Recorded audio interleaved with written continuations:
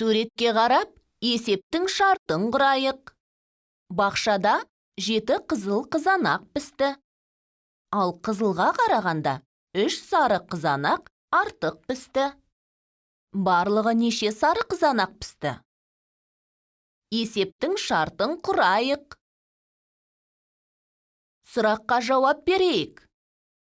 Есепте қызыл қызанақтар жайлы не белгілі? Дұрыс, 7 қызыл қызанақ болды. Сары қызанақтар жайлы не айтылады?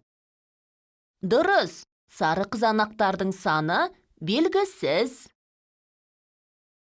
Бірақ 3 қызанақ артық екені белгілі.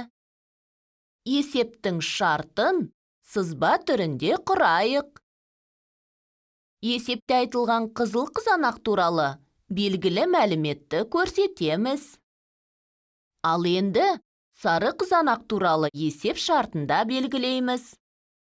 Есептің сұрағын сызбада көрсетеміз. Ал енді есепті шығарамыз. Есеп сұрағына жауап беру үшін не істеу керек?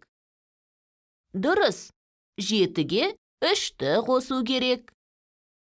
7 қосу 3 тең 10. Жауабын жазамыз. Бақшада 10 сары қызанақ пісті.